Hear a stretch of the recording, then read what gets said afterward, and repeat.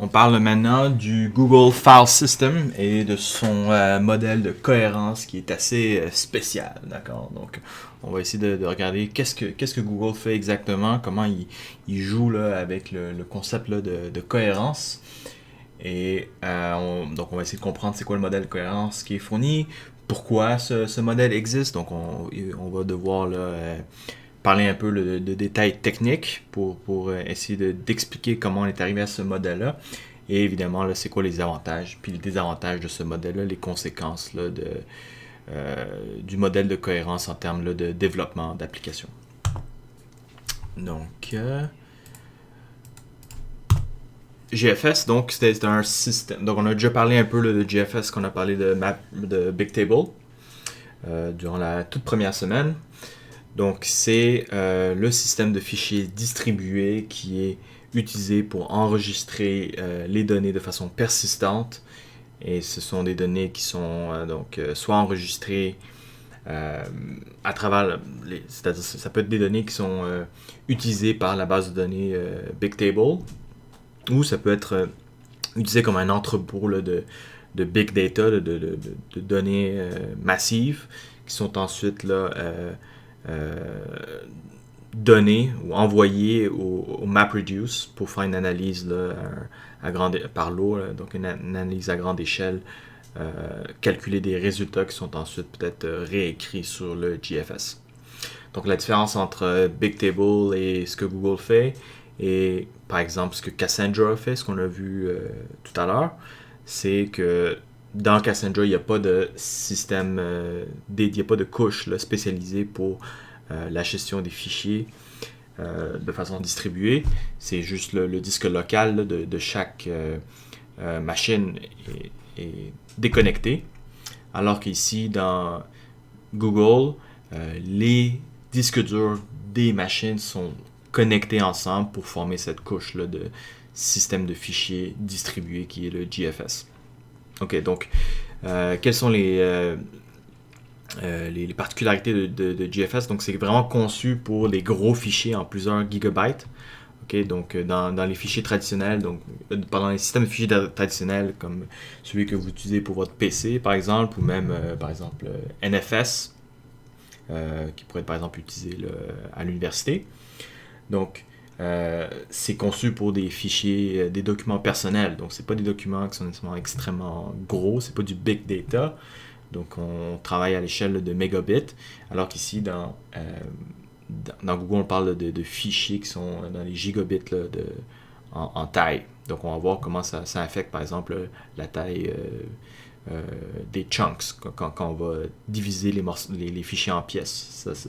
Les pièces de fichiers sont aussi gros, là, sont 64 mégabytes chaque. L'autre particularité, c'est quelle est là, quelle sorte d'opérations d'écriture qu'on a dans nos fichiers. Ce sont des opérations de append. Donc, essentiellement, les fichiers restent ouverts pour une certaine période de temps et on continue à insérer des nouvelles données, à ajouter des données à la fin du fichier. Okay? Donc, on continue à écrire des nouvelles informations. C'est comme un journal où on ajoute des nouvelles informations au lieu de réécrire ou éditer des informations déjà existantes. Ça, c'est ce qu'on appelle du random access. C'est sûr que GFS supporte le random access, supporte l'écriture d'informations existantes, mais c'est pas considéré comme étant l'opération prioritaire. Donc, autre chose, c'est qu'il faut absolument considérer l'accès simultané de fichiers par plusieurs clients. Donc, c'est vraiment possible là, que le même fichier est lu par plusieurs clients simultanément, ou pire, écrit par plusieurs clients de façon simultanée. Donc, c'est très très possible là, que le même fichier est écrit par plusieurs machines en même temps, plusieurs clients en même temps. Donc, à ce moment-là, qu'est-ce qui se passe? C'est quoi le modèle de cohérence? Donc, c'est quelque chose qu'on va étudier. Et évidemment, un autre problème, c'est la consommation de la bande passante.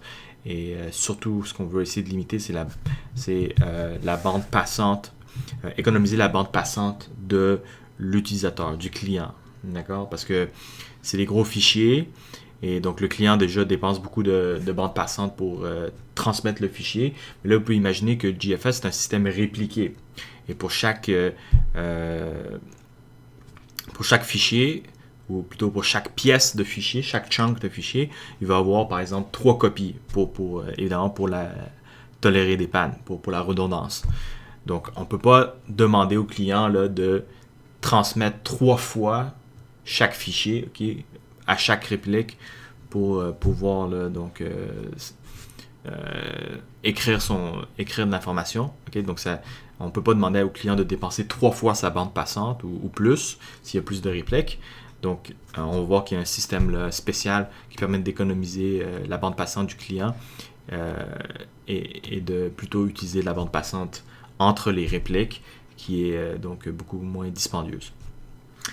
Donc, l'autre aspect, c'est le matériel utilisé pour supporter le GFS. C'est du matériel courant. C'est donc comme le reste de la philosophie de Google, c'est-à-dire avoir des milliers de machines qui sont dans les centres de données.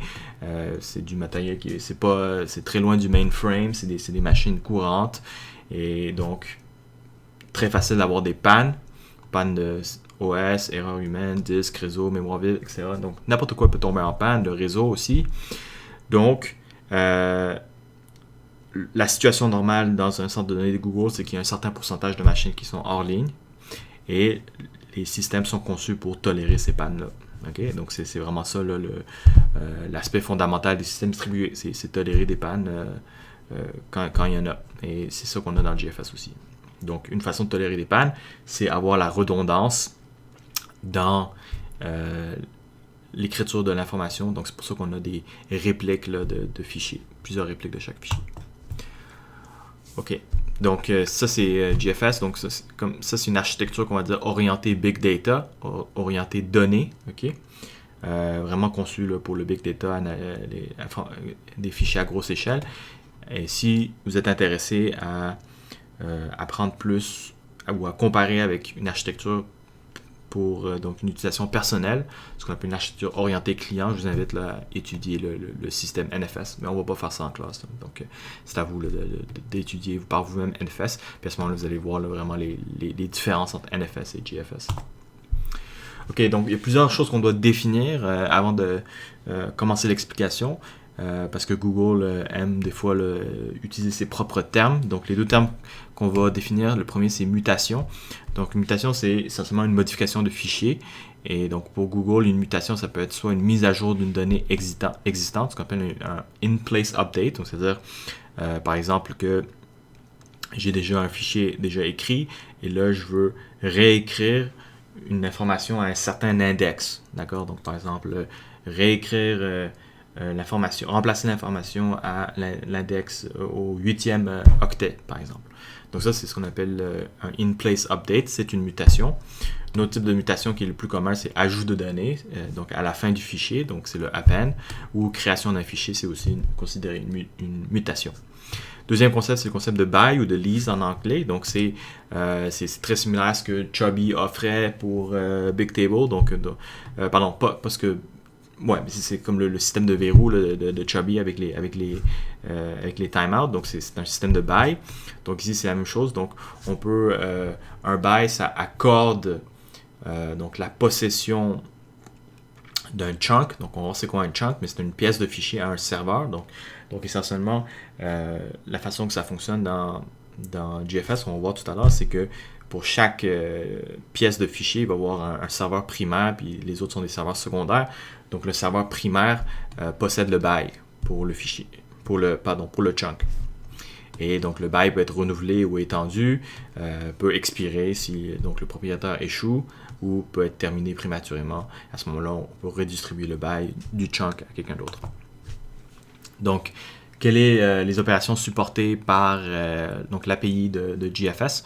Donc, c'est un API qui n'est pas standard, donc, parce que les systèmes de fichiers sont normalement conformes à une norme qui est la norme POSIX, donc qui indique c'est quoi les opérations, l'API de n'importe quel système de fichiers. Okay? On ne parle pas nécessairement de système de fichiers distribué, mais n'importe quel système de fichiers.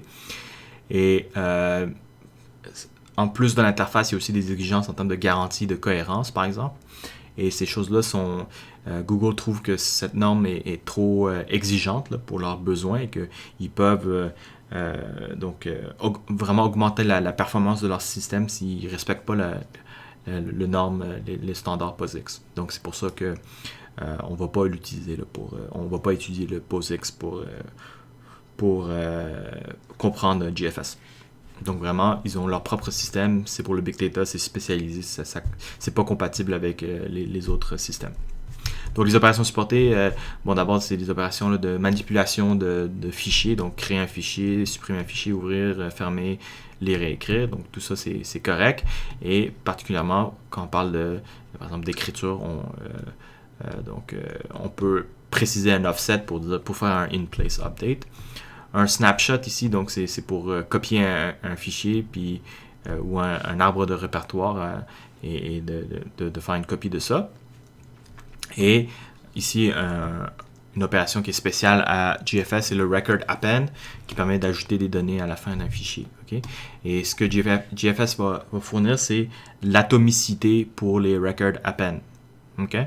Donc, qu'est-ce que ça veut dire? Ça veut dire que s'il y a plusieurs record appends qui sont envoyés, okay? Peu importe si les record appends sont envoyés par le même client ou par des clients, multiples clients qui envoient en parallèle, l'effet de chaque, donc l'opération de chaque append va être enregistrée en une séquence consécutive. Donc c'est comme dire qu'on a la cohérence séquentielle dans ces append. On voit que c'est pas tout à fait la cohérence séquentielle. Donc c'est pas le modèle de cohérence de GFS, c'est pas la cohérence séquentielle, c'est quelque chose qui est plus faible que ça. Mais donc ici un exemple pour l'atomicité. Donc imaginons que un client envoie ABCD, veut append ABCD au fichier test, et un autre client veut append 1, 2, 3, 4 au fichier test. Okay, donc les deux sont en parallèle. Donc là, en termes de cohérence, qu'est-ce qui va se passer? On garantit l'atomicité. Ça veut dire quoi? Ça veut dire que soit que le fichier va écrire ABCD 1, 2, 3, 4 ou va écrire 1, 2, 3, 4 ABCD, mais peut pas.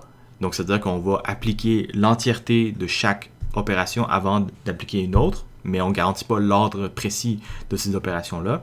Donc, c'est ça ou ça, mais ça ne peut pas être quelque chose là, qui est mélangé, là, comme 1A, 2B, C, 3D, 4. Okay? Donc, les deux écritures ne peuvent pas s'entremêler comme ça. Là. Quand c'est des record append. Mais on voit que c'est possible que c'est s'entremêler dans d'autres situations. Donc, c'est ça l'idée. Mais, comme je dis, c'est pas tout à fait... Donc, ça ABCD, 1, 2, 3, 4, 1, 2, 3, 4, ABCD, ça ressemble à la cohérence séquentielle. Donc, normalement, avec la cohérence séquentielle, c'est ça qu'on obtient. Donc, une séquence comme ça qui est ordonnée selon l'horodatage des deux écritures. Ici, on n'a pas tout à fait la garantie de cohérence séquentielle parce que GFS offre un modèle de cohérence qui est détendu, okay, qui est relâche. Okay? Donc, on va voir de quelle façon est-ce que le modèle est plus faible que la cohérence séquentielle. OK, donc en termes d'architecture, okay, donc chaque fichier est divisé donc en chunks, en pièces de chaque 64 mégabits. Et chaque chunk va avoir un identifiant unique, donc on appelle ça le chunk handle.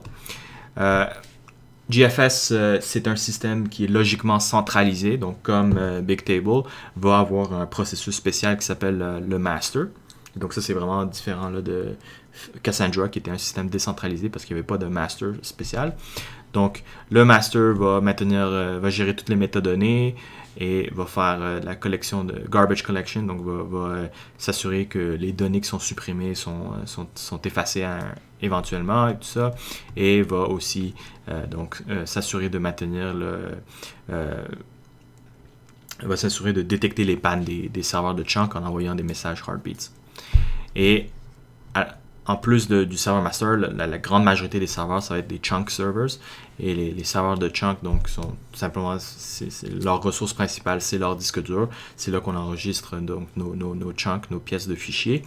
Et l'autre particularité, c'est que chaque chunk va être répliqué sur plusieurs serveurs de chunk. Donc, par exemple, par défaut, c'est 3. Donc, chaque chunk va avoir 3 copies sur 3 serveurs différents.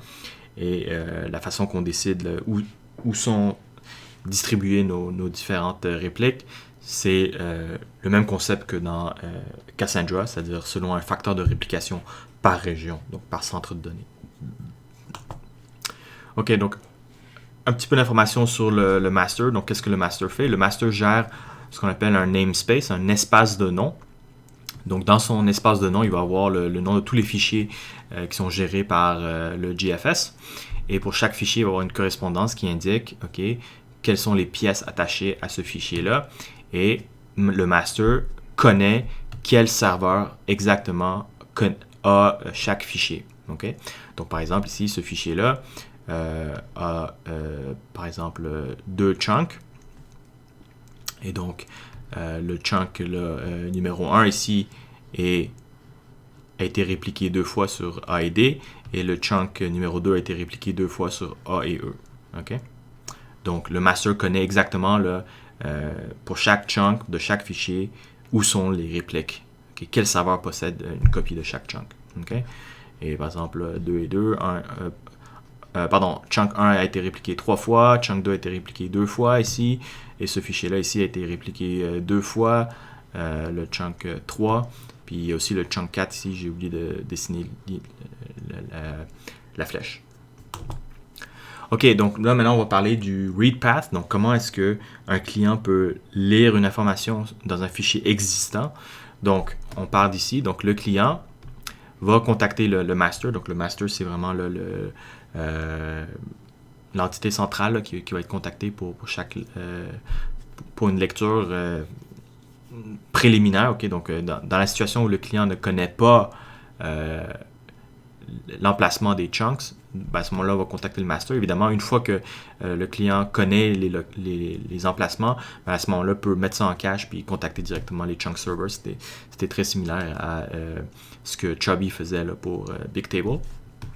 Donc, va contacter le master regarde son namespace, va trouver le nom du fichier et le nom du chunk spécifique si le client indique un chunk spécifique, et va lui donner donc l'identifiant du chunk et les différentes répliques qui possèdent le chunk.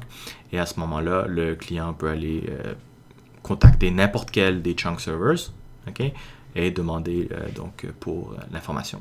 Donc, essentiellement, c'est une stratégie de read one.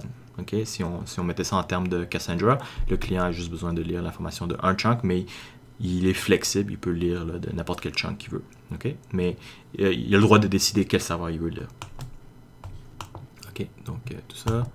Et donc, normalement, ce qu'on fait, c'est demander de lire du serveur le plus proche du client. Okay? C'est ça qui fait le plus de sens en termes de latence. Okay? Et donc, les read servers utilisent le cache local, okay, pour connaître l'emplacement des locations. Donc, j'ai plus besoin de contacter le master à ce moment-là. OK. Donc, maintenant, on va parler des écritures. Et là, c'est là que les choses deviennent intéressantes en termes d'écriture, parce que là, on va parler des modèles de cohérence de GFS qui sont spéciales. OK?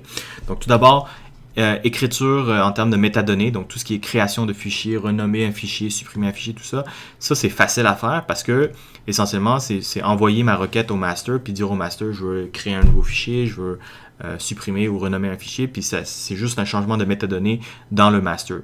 Donc parce que tout est contrôlé par un seul master puis il y a juste un serveur qui est le master, bon évidemment le master lui-même peut être répliqué, il y a un concept de shadow master tout ça, mais c'est pas important pour nous de comprendre ça, mais il y a évidemment de la tolérance de panne là, qui est dans le système, là, qui est pensé pour tolérer les pannes de master.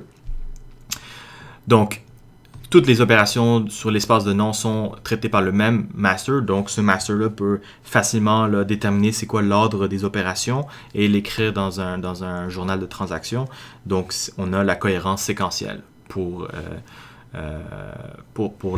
les opérations là, sur l'espace de nom. Donc ça c'est clair. Le modèle de cohérence ici, c'est séquentiel. OK? Bon, là, pour ce qui est manipulation de fichiers, OK? Donc, c'est-à-dire là, c'est ça la plupart des opérations dans le système, c'est pas des opérations sur l'espace de nom, mais c'est des opérations sur le contenu des fichiers. Donc, à ce moment-là, le modèle de cohérence n'est pas la cohérence séquentielle, c'est un modèle qui qui est détendu. Et là, ça dépend là, de quelques facteurs, là, quel modèle on va voir. Donc, on va voir un tableau qui explique tout ça.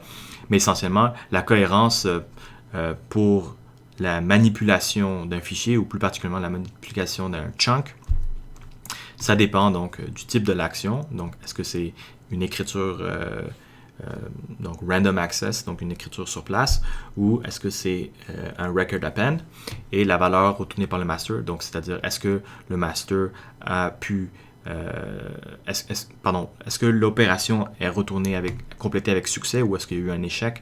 À ce moment-là, il faut faire un réessai.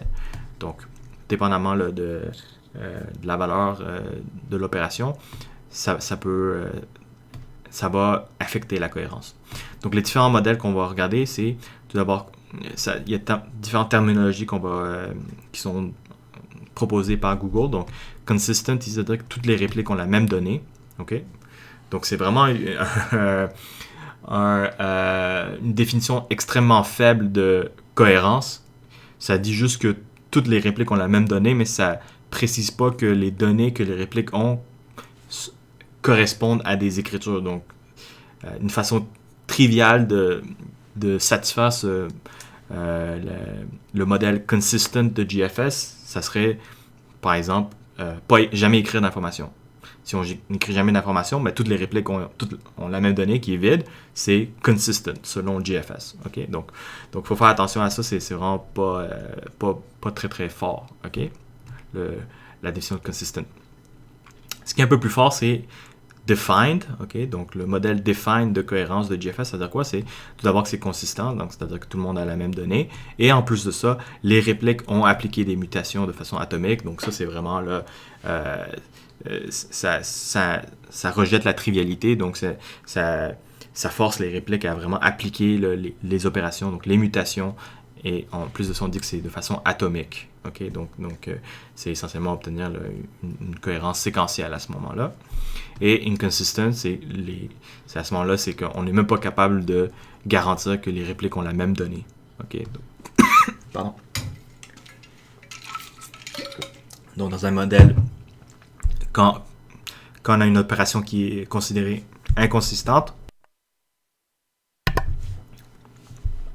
on dit que les différents clients peuvent observer différentes valeurs s'ils contactent différentes répliques. OK, donc ici, je vous donne un exemple comment les modèles de cohérence sont appliqués en termes d'écriture. Donc, imaginons que j'ai un client, OK, qui écrit 2 fois. D'accord? Donc, ça, cette situation-là, on appelle ça une écriture séquentielle, parce que c'est le même client qui écrit 2 fois. Donc, évidemment, ce client-là peut déterminer c'est quoi l'ordre de ses opérations. Donc, on va décider, je vais d'abord écrire dans le fichier TMP 5A à l'offset index 5, et ensuite, je vais écrire TMP BBBBB à l'index 8. Okay? Donc, quand on a une écriture séquentielle par le même client, on a la cohérence defined. Okay? C'est-à-dire qu'on est capable GFS est capable de garantir que les opérations vont s'appliquer de façon atomique. Okay? Donc, dans ce cas-là, le résultat qu'on va voir, c'est ça. Okay? Donc, par exemple, imaginons que mais il ne peut pas garantir que c'est dans l'ordre exact du client. Donc, on ne peut pas garantir que c'est les 5A en premier, après ça les 5B qui vont être écrits. Ça peut être les 5B en premier, puis après ça les 5A, mais il va garantir que ça va être appliqué de façon atomique. Donc, par exemple, dans cet exemple ici, je vous montre l'exemple où GFS décide de suivre l'ordre du client et de faire 1 avant le 2. Donc, ce qui va se passer, ça va écrire 5A, okay, à partir de l'index 5. Et après ça va écrire 5B à l'index 8. Ça, c'est l'index 8, et ça écrit 5B. Donc, le résultat net, c'est qu'il reste 3A et 5B. Parce que 2 des A ici ont été réécrits par les 2B. Okay? Mais GFS aurait pu décider de faire l'inverse. À ce moment-là, on aurait eu 5A suivi par 3B. Okay? Mais l'idée de la cohérence defined, c'est que c'est atomique. Okay? Il y a clairement un ordre séquentiel qui a été suivi entre les deux opérations. Et c'est consistant, c'est cohérent entre les deux répliques. Ils ont exactement la même information.